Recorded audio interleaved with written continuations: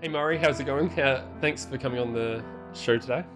Oh, thanks so much for having me. Good to catch up again. Yeah, so I think to put things into a bit of context, last time we spoke, I was doing a bit of a project with a podcast, and it didn't go ahead because it was a bit derailed by our pandemic. It was in early 2020, but we had a fascinating conversation and about the work you're doing, which I think is brilliant.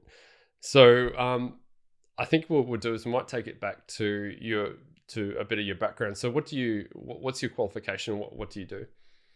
Okay, so I'm a research scientist at the Australian Institute of Marine Science in the Perth office. And I do a range of different things, but I'm a geographer. So I work with lots of marine biologists. I help them do spatially balanced field survey design so that when we go out in the ship, which obviously costs money and carbon emissions, of course, from the burning of the fuel, we make sure that we get the absolute best value or bang for buck given the time spent out at sea, and so that we can take that data observed directly from the ship and use that to use computer models to fill in the blanks in between the places where we look so we can understand what's living on our sea floor, often in places where virtually no one has ever looked or mapped those areas.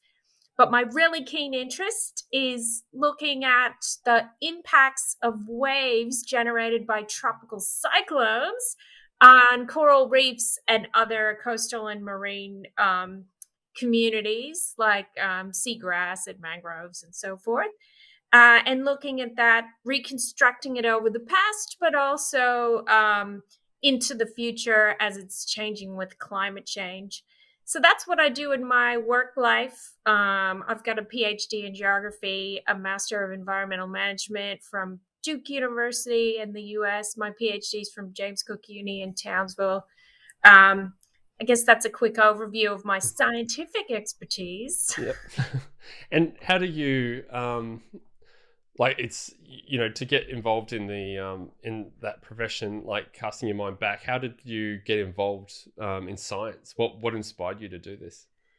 Yeah, so I guess when I went to university, I'm a very curious person. I got a liberal arts degree as an undergraduate, so we had to study everything from religion to English literature to philosophy. And in fact, the highest mark I got in any subject was philosophy. But science is something that is a perfect area for people that are very curious, want to understand why things are the way they are. And for me, geography was perfect because what you focuses on is where things happen, why they happen in one place and not another place, and that can be applied to virtually anything of interest. And so you don't have to narrow down to trying to understand some very specific thing like one species of insect and how it flaps its wings. You can work with a wide range of colleagues across the full spectrum, to which is very exciting. And I've always been really interested in the environment, especially the coastal environments, probably because I was born in Chicago and I didn't even see the ocean until I think I was 10. And so I had a real fascination for this marine environment that was kind of new to me. Um, and when I was doing my undergraduate, we had a foreign semester abroad we could do, and I went to Central and South America. And the first time I went snorkeling on a coral reef was on the Belize Great Barrier Reef, and I'd never even worn a mask or used a snorkel or used fins before. And this really nice young guy like guided me through this, and it was just such an amazing experience. And we got to see turtles on a black sand beach in Costa Rica laying their eggs at midnight under the moonlight.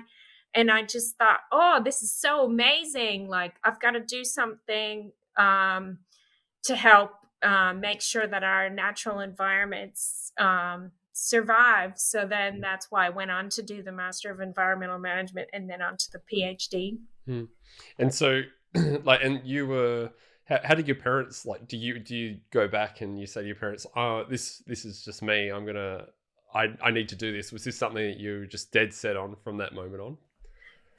So I come from a huge family of nerds, although I'm the only science nerd. So my dad has a PhD in divinity, so religion. And then he has a master's of business administration. My mom has passed away, but she did a double degree in art and business. My older sister did a master's in art history at the Art Institute of Chicago. And my little sister has a PhD in religious studies, and she looked at how women can have agency or a voice within religion. So, as I was growing up, we did a lot of reading and discussing. And so, the kind of academic world of thinking and investigating just seemed natural to me with that background. So, yeah, I guess they weren't they were probably a little bit surprised when I decided to go to Australia in the summer break between the 2 years of my master's degree, because we were supposed to go somewhere and do a project and turn it into a thesis. And at Duke University, people are super achievement orientated, and there were all these people who'd been in the Peace Corps, and they're like bragging about, oh, I did this and I did this. And so that got on my nerves because I'm competitive. So I tried to think of what I thought was the coolest place on earth I could possibly go.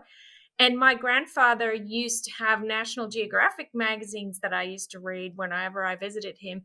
And I remembered the Great Barrier Reef. So I was like, I'm going to the Great Barrier Reef. I'll show you. So I called up Wendy Craik, who was the chairwoman of the Great Barrier Reef Marine Park Authority at the time. So this was in 1993. And I said, hi, I'm a random person from the United States. I'd like to come volunteer at the Great Barrier Reef Marine Park Authority. She's like, sure. So then I had to race around and get funding and whatever. So I think that was the shock to them. And then once they got over that, they were like, oh, well, she's going to go live in Australia now. So, yeah. Yeah, and then you ended up in Townsville, which is quite remarkable. And do you remember what it was like landing, like getting to Townsville and sort of going, okay, now I've got to, I'm doing the work now through university. How was that experience for you? So on a personal level, it was really a big physical shock because I had been living in Iowa, which is a state in the exact middle of the North American continent. And I moved to Townsville in February. And I had literally not seen direct sunlight for 6 weeks because when I needed to get to work and I worked in the basement of a building, like the sun wasn't up yet and it was already set by the time I left. And there was a foot of snow on the ground. And I landed in Townsville in February in the tropics. And it was just like a wall of heat, but I loved it. There were palm trees, something you don't get. Like the windows on our house, we had an old Queenslander, they were painted open, like you couldn't even shut them at all, and it was just so drastically different. But yeah, for me, I felt like, wow, yes, people get to live here, like amazing. And yeah, getting to do field work on the Great Barrier Reef and to study it, yeah, it was like an amazing dream come true kind of thing, but a culture shock as well, because I found in far north Queensland, probably really this is even more the case than elsewhere in Australia in the 90s. Um, the humor was a lot different. And Yeah, so there's people a would lot of laugh slang. when Yeah, a lot of slang, that's the one thing that I found. I've been up that way, like, and it's, the varying degrees of slang and understanding that's probably, it would have been a challenge. Yeah.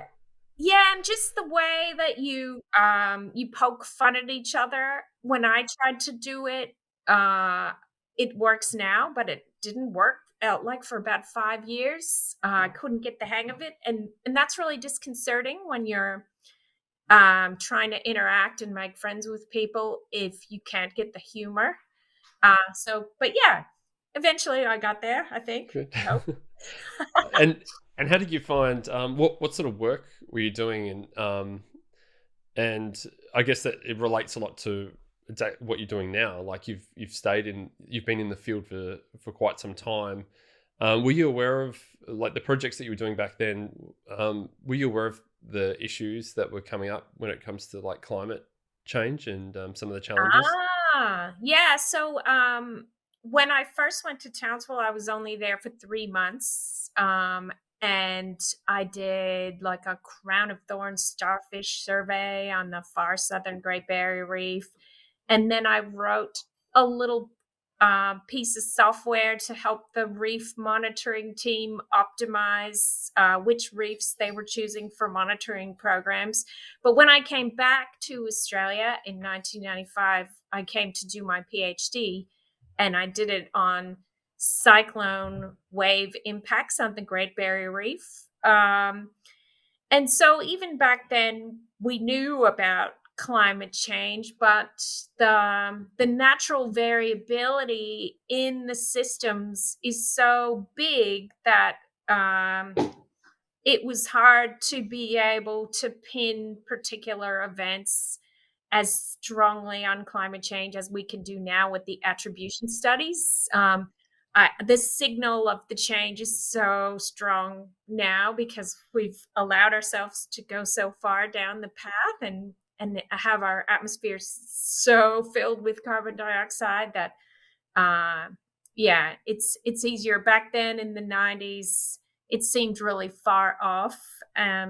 Coral bleaching was known, but people were like, oh yeah, one day that will be a problem. But now, we've had mass bleaching on the Great Barrier Reef in 96, sorry, 2006, 2007, 2010, and then this, sorry, I'm mixing these up. 2000, you know what I mean? Yeah, yeah. The The last frequency. few years, multiple, yeah, including 2022 summer. So it's obvious that it's a huge looming thing that we can't ignore now. But back in the 90s, that wasn't the case. Yeah, and I think that's, like, you can see it, the concern, and even people, it's anecdotal when you speak to, family and friends, and, about weather patterns and so forth. But, like, there is this underlying concern, because of the frequency. And we've had the fires and the lead up with the bleaching events, and so forth, and how and it's interesting to think of the 90s, because that's post 80s, when I guess a lot of the oil and gas companies were using their influence to run disinformation campaigns and so forth. So now today, like, and the facts are what they are, but communications, an important part of raising awareness, and I think that's what you're doing now. So what led you to that got you thinking about some of the programs that you're doing now, and how does that relate to you personally? Yeah. When I was about halfway through my PhD, I became a university lecturer at James Cook University while I was still trying to finish it. And as part of that, I started to do outreach. So I would do university events for kids and adults about my research. And I discovered that, and also I started teaching, and I discovered that people really responded well to me doing that kind of communication. But as a scientist, you're supposed to publish lots of papers and get lots of grants. So as my career went on and I finished my PhD, I felt like I should stop doing that and I should focus on on publishing papers. But then in 2018, I joined an international leadership program for women in science called Homeward Bound. And the idea is to build a network. Originally, it was going to be 10,000 women, but now they're talking about 100,000 women. Originally, it was going to be over 10 years, but now they're talking longer to build that bigger network. But the idea is to take these women with a science background, equip them with state of the art leadership training so that we can help each other take leadership roles to manage the earth for the greater good and as if it's our home, stewardship of the earth. And so when I got accepted into that program, I was so super inspired by the other women and the founder of the program, Fabian Dattner, having this bold, crazy dream. Because the other part to it is that you take the women over a year through the leadership program, and then it culminates in a 3-week voyage to the Antarctic Peninsula so that you can see the impacts of climate change firsthand in one of these key places that's a driver of the global climate, which are the polar regions. And so I was going to be going to Antarctica, and I thought, I've got to take advantage of this opportunity, which is a once in a lifetime thing. What can I do? And I thought, well, everyone always reacts positively to me when I do outreach. So I will do that. And that's when I decided I had been going in my own kids' classes and teaching kids about coral reefs already, but limiting it. And then I decided to start my outreach program, which is called What Do Penguins and Coral Reefs Have in Common? Which is a classic geography question because it prompts you to think about, well, where do they live and what are their habitats? And it looks like they have nothing in common until you think about how the Earth is an interconnected system. And then you realize, actually, coral reefs and polar regions where penguins live are areas that we can dramatically see climate change having an impact already. And so that's the answer that kids find. And we do lots of interactive things like touch coral skeletons, and I wear a coral polyp costume and they bleach me by interacting with my costume, and they feed like coral polyps with their tentacle arms, catching bubbles. But anyway, I started that program, and I also decided to run an international drawing contest for kids. And my sister Anne had the idea, well, why don't you take every drawing and make it into a flag, and you can bring that to Antarctica and film it with the penguins for the kids that enter. And so what ended up happening, because I think I'm a bit of an overachiever, is that I got 1,246 drawings from 11 countries and 120 schools. And then I was like, oh, crap, what do I do with all these drawings? And so two of my colleagues, Ben Radford and Emily Lester at Ames, had both independently had the idea of take the individual drawings and mosaic them to form a bigger picture. And so on that first banner, we mosaiced the drawings to form a picture of a dabbing penguin, where the penguin's like, hey, humanity, what's up? Like, That's an amazing picture. Like I've shared it with a lot of my friends because it just encapsulates so much in that one image. Yeah, it was so lucky because the artist who made that image, I paid $3 for a perpetual license to that image. So huge thanks to them. Yeah, so we made the giant banner out of those drawings. I said to my husband, how big do you think I can make it? Because the bigger the better, but without it becoming ridiculous so that I can't really use it anywhere because it's just too unwieldy. And he said, oh, probably about the size of one bay of the garage. So it ended up being 7 meters high by 5 meters wide. And so that kind of coincided with the rise of Greta Thunberg and all the momentum leading into 2019 with the school strike for climate. So we took it to several climate strikes. I took it to Antarctica. We filmed it at a penguin colony and on the deck of the ship, and that was fine. But then as time went on, in 2019, in June, I joined the Climate Reality Project, which is led by former US Vice President Al Gore. And I did the training for that in Brisbane. And that was really powerful. As a scientist, you normally you're meant to separate your personal feelings from your science. And one thing that Al Gore is masterful at is making people confront the the suffering, the reality for people around the world of what climate change is, the unnecessary and preventable suffering that is already happening, usually for the people who did the least to cause the problem and have the least ability to adapt and respond to the crisis. And he had those actual people at the meeting speaking to us directly in person. And I just found that so powerful. So I thought, if I run another contest, I've got to link it to action. And then COP26 was coming up. And of course, all this got interrupted by COVID.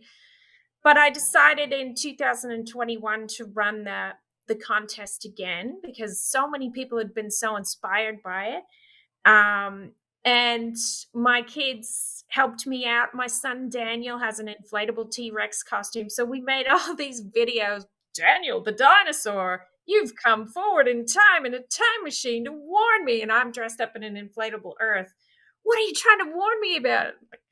Your species, they can go extinct. So anyway, we ended up getting 2,629 entries, so like double our first contest from 33 countries, so triple the amount of countries, and then 213 schools and a bunch of homeschooled kids as well. And so this time, like I said, I wanted to link it to an action. I wanted to give a pathway to the kids, but also to the adults associated with them, how to come together in community, do something fun like drawing a picture of a tree and how trees can help cool the earth, which is what they were asked to do, and make it easy for that to lead to an action. So I paired up with a company called 15 Trees, and they planted a tree for every entry. Yeah, that's amazing, because I think the big difficulty we have today, and it's one thing like taking facts and just dumping it on someone's lap, but the power of communication, and since 2019, when we've had the movement with Greta and so forth, actually communicating the importance of things, of the climate issue and the climate crisis, having the most powerful voices in this space have been the kids, and they have parents, and you talk to them. Have you noticed that that you've actually seen a movement in some of the attitudes of, say, some of the parents of some of the kids that have been involved in the program? Yeah. I mean, the way that I feel like it works for not everyone, but a lot of people, is that it gives them a pathway to become involved that's less stressful than if they were just like, oh, I'm going to go to a climate strike, or I'm going to knock on my politician's door and demand something. A lot of people are deeply uncomfortable launching straight into something like that, especially if the prevailing narrative in the society is that everything is fine and that we don't need to worry about it. And so I felt like there were all these people hungry for something they could do, but in a way that didn't kind of put them on the spot. So I feel like when you ask kids to do something that's a combination of art and science and a way to express their opinions, it's something their parents can be proud of, but then it also pulls them in to introduce them to the information. And then when, like, if I hold an event with the new giant banner of drawings, parents can come along and meet other people and think about what else they might be able to do, and their kids can pester them. So yeah, I think it's a way to bring people in that's less confrontational than maybe some other ways. Yeah, absolutely. And I think having and kids see it through a different lens where people especially during COVID, like everyone was like, okay, I'm worried about this pandemic. I'm worried about my mortgage. I'm worried about my job because I can't go work. And then, but kids have this way of like looking at things in a real practical way. And that communication, I think, is something that, um, policymakers and that don't do very well. And also do it in like, it's a very heavy subject. We're talking about extinction and coral. And so we're just trying to balance and trying to make something, there's hope in this way of bringing people together to address the issue in a positive way. Yeah. Yeah, no, you've hit on something that's really important to me because I know that kids can become anxious about this because one of my three kids gets anxiety, and one of the things she's anxious about is climate change. So people have asked me, aren't you making kids upset by telling them about climate change? Because, like you said, it's quite dire. But actually, pretending that it's not happening when kids are seeing it with their own eyes is what gives kids anxiety and creates a cognitive dissonance where they don't trust their own perceptions and feelings.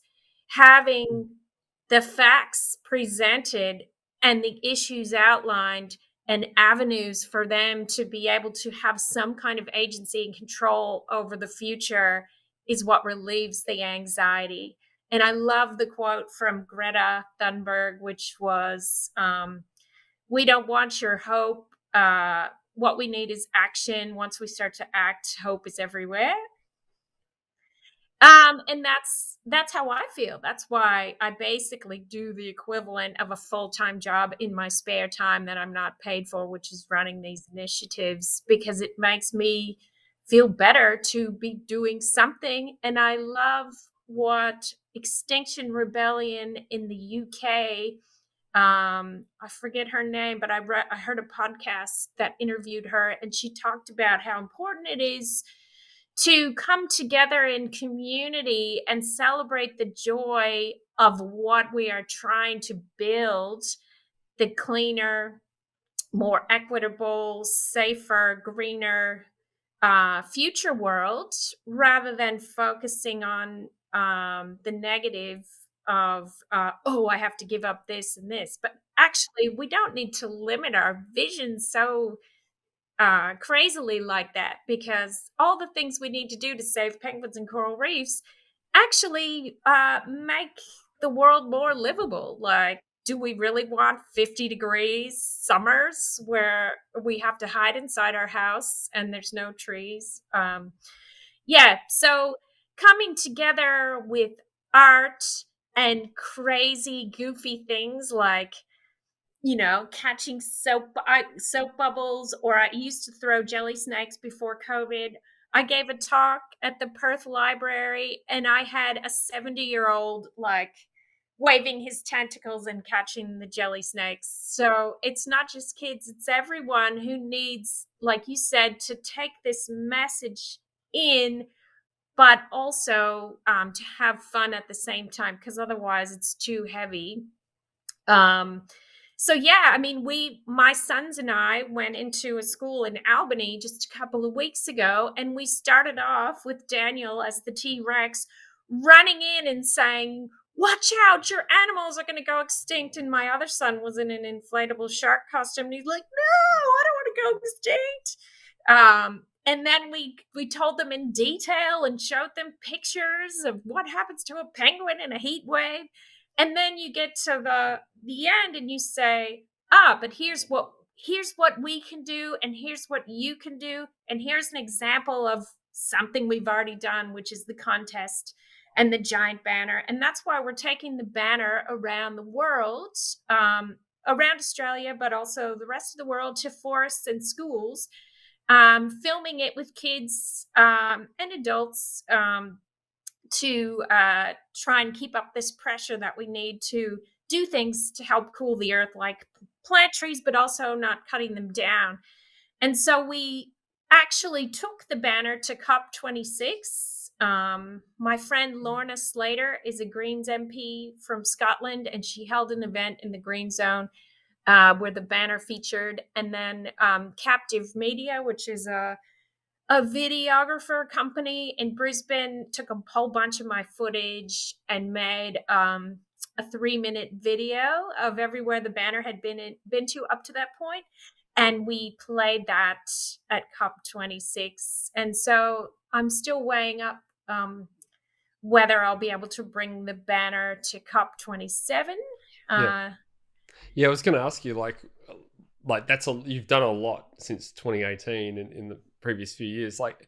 So that's your next focus is bringing it to some of the bigger world events and trying to relay that message through your program. Is that your next? Is this the? Do you foresee that as being the next step with this? Yeah, so that it's a combination of two things, that and also taking it to as many kids um, and community events that we can set up as well.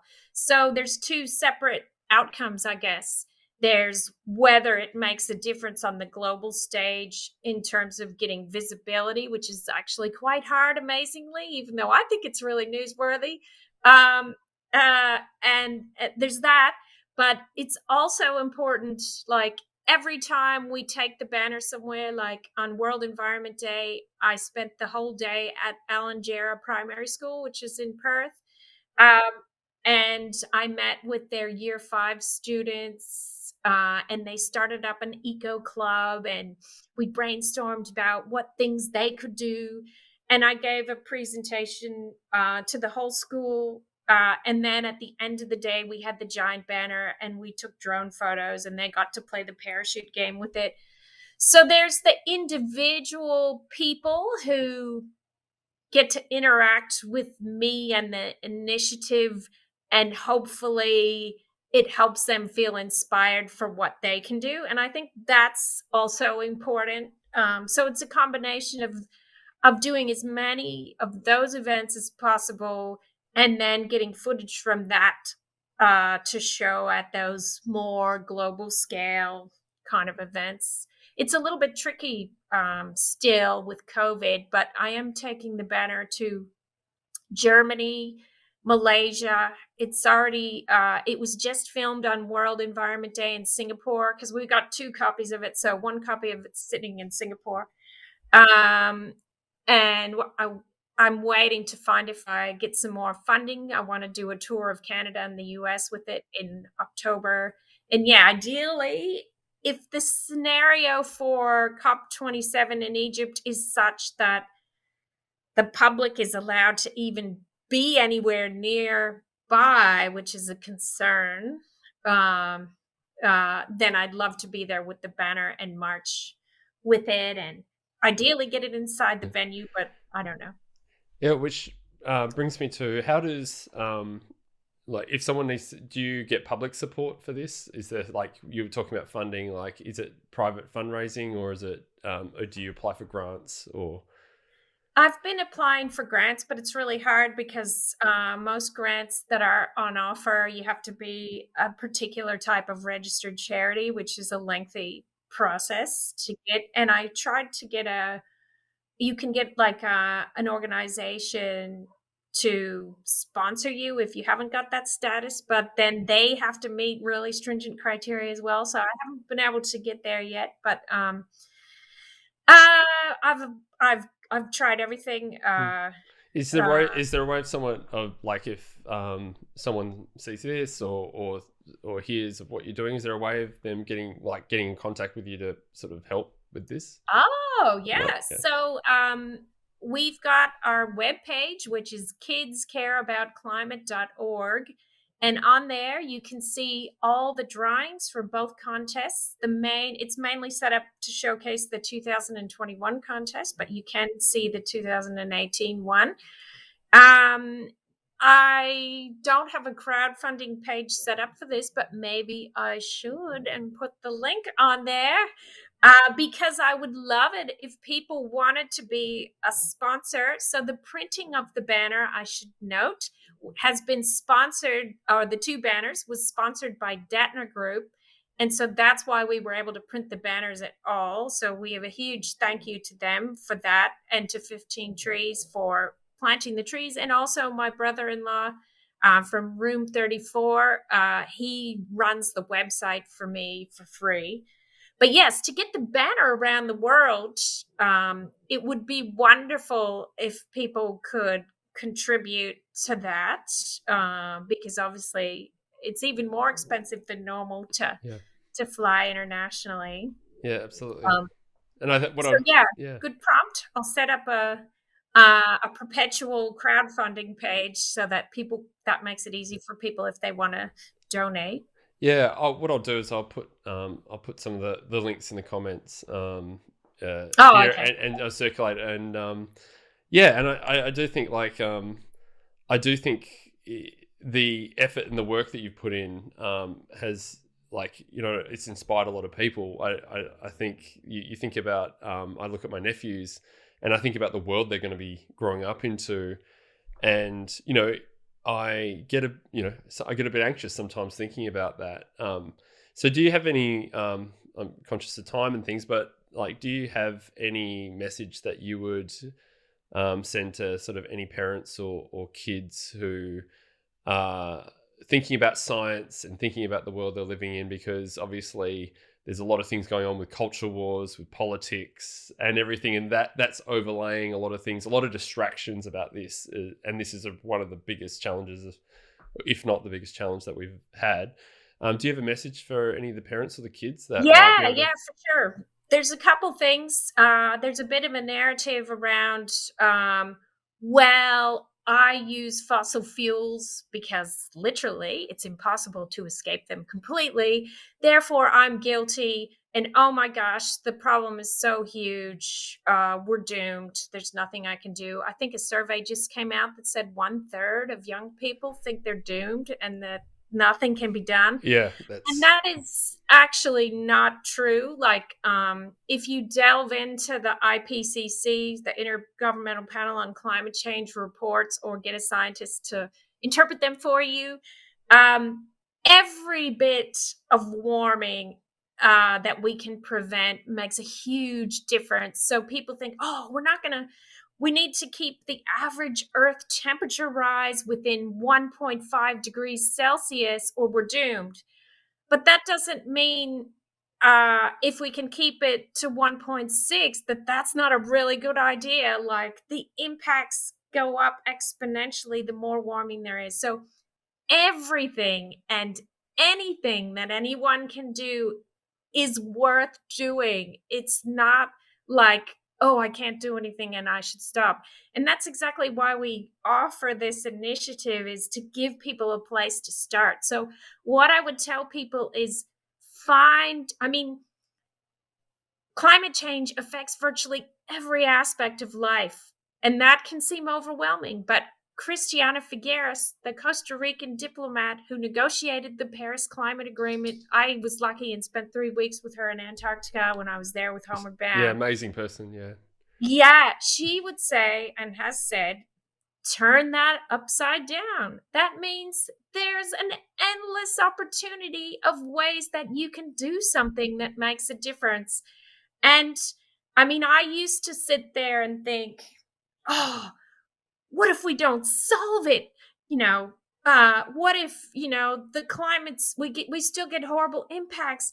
Oh, and then I was looking at a magnolia flower that was blooming in my front yard, and they're so beautiful and they smell lovely. But often, even as they're still opening, they're already turning brown and decaying.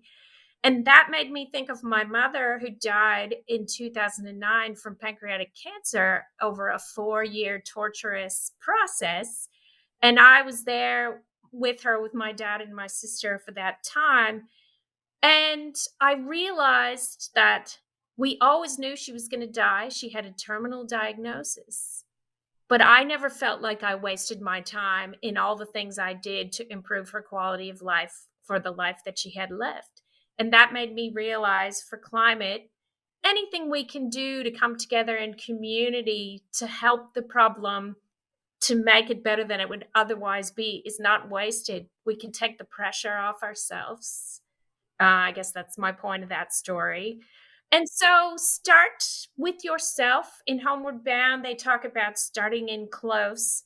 What is something unique that you love doing and you enjoy doing that can make, even if it seems like a small difference, to any aspect of the climate crisis? Focus on that. That's number one.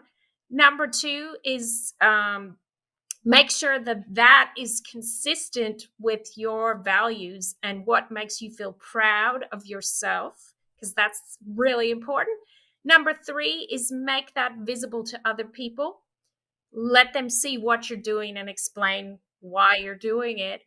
That inspires other people. And I think you'll find you may feel like a little pebble in a pond, but if you make it visible and do it consistently, it makes a huge ripple and you have a huge impact over time. So everyone can do that and it makes you feel better. It really does. That's an amazing message. And on that note, before we go, thank you so much for coming on today. And I normally ask guests if there's any song or podcast or anything that might inspire them, because, you know, a lot of people I've spoken to are working in a field which, you know, shifts the dial a little bit because we're all sort of connected somehow. But music is usually a big inspiration in that, or some sort of theme. Can you recommend a source or a song or something that might be able to put in the comments that people might be able to listen to? Yeah. That you like? I can definitely recommend the podcast called Outrage and Optimism, which is led by Christiana Figueres and her colleagues. They've written a book that goes with it. And in that podcast, they always include at the end of each episode environmentally themed or climate themed music. But the thing about Christiana is she has a concept she calls stubborn optimism. And so the idea is that you allow yourself to fully experience emotionally the climate grief and the enormity of the problem. You don't gloss over it and pretend everything is fine. But then you don't crawl in a ball and give up and do nothing, because that guarantees failure and that the worst will come to happen. You actively choose with determination to do something, no matter what, no matter how hopeless it may seem. And that's the stubborn part and the optimism part. And so that's the theme behind their podcast. But they interview world leaders. They interview people from all sectors that are relevant to the climate crisis. So it's actually really cool and gives you a broader perspective than maybe the one little area that you work in. And then they have music. Oh, cool. Well, I will make sure to put that in the comments. And it does sound really inspiring, and I have heard of the work that she's done, so I'm pretty sure that podcast is going to be pretty cool. I'm going to make sure to listen to it too. But thanks so much today. I'll be putting this out, and I'll make sure that all of the links and some of the things you mentioned and some of the amazing work you've done is in the comments, so people get to see that. But yeah, thanks so much for today. Oh, thank you so much for having me and for everything you do. Okay, thank you.